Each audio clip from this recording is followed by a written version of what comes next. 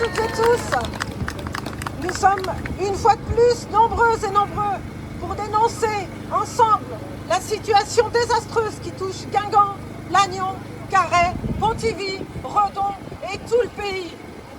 Nous ne pouvons plus nous soigner correctement. Pourtant, il y a 30 ans, nous avions un système public de santé reconnu comme l'un des meilleurs au monde. Aujourd'hui, l'hôpital est géré comme une entreprise. Objectif de rentabilité avec la tarification à l'acte, new management, une logique néolibérale qui s'accélère depuis l'arrivée au pouvoir d'Emmanuel Macron. Résultat, les fermetures de maternité se multiplient, les déserts médicaux s'étendent, les délais pour obtenir un rendez-vous explosent, les hôpitaux psychiatriques sont exsangues et les services d'urgence sont débordés et régulés en permanence.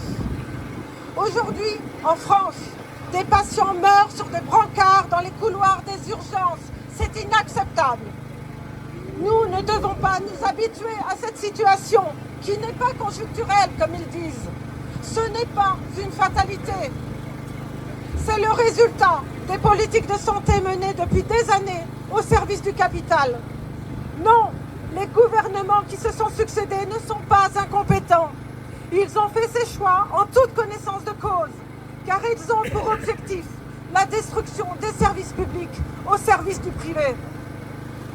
N'oublions pas que le budget de la sécurité sociale, ce dispositif solidaire financé par des cotisations sociales prélevées directement sur nos salaires, est plus important que le budget de l'État. C'est la poule aux œufs d'or pour les requins de la finance qui souhaitent s'accaparer le magot. Et lorsque j'alerte en hémicycle, lors des questions au gouvernement, sur les fermetures de maternité, sur la régulation des urgences, les EHPAD en difficulté financière, quand j'explique que les élus locaux en sont réduits à prendre des arrêtés contre l'État pour exiger qu'il agisse en urgence, j'ai pour réponse le cynisme froid de la pénurie des soignants qu'ils ont eux-mêmes organisée, la réduction des dépenses publiques, la dette, le vide. Lorsqu'avec mes collègues, nous bataillons pour amender le projet de loi de financement de la sécurité sociale et demandons de taxer les dividendes, de rétablir l'impôt sur la fortune. Fortune faite, il faut le rappeler, sur le dos des travailleurs, sur la spéculation et sur la rente. Nous nous heurtons au refus du moindre partage des richesses. Pire, chaque année, des budgets de plus en plus contraints nous sont imposés par 49.3. Ces décisions, prises sans véritable débat démocratique, sacrifient la santé publique sur l'autel de l'austérité. C'est la raison pour laquelle nous avons censuré le gouvernement Barnier et que nous allons certainement devoir censurer le gouvernement Bayrou, qui n'a fait qu'accentuer les coupes budgétaires tout en laissant croire à un éventuel dialogue. Refusons cette fatalité. Il est temps de remettre l'humain au cœur des politiques de santé, de garantir un accès aux soins pour toutes et tous, où que l'on vive ensemble. Exigeons des moyens pour nos hôpitaux, le maintien de nos maternités et un véritable plan pour lutter contre les déserts médicaux. Partage des richesses.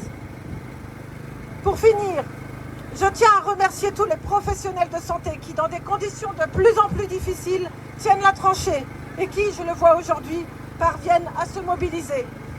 Je tiens à remercier les PADU, ces médecins étrangers, n'en déplaise à certains, qui prêtent main forte pour des salaires dérisoires. Ça non plus, ça n'est pas acceptable.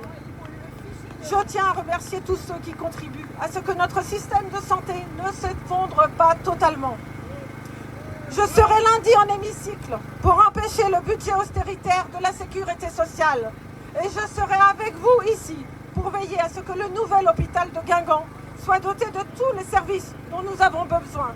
Et cela comprend naturellement une maternité et un service de chirurgie H24. La santé n'est pas une marchandise. Vive le service public. Merci beaucoup et merci à la Confédération paysanne pour les tracteurs.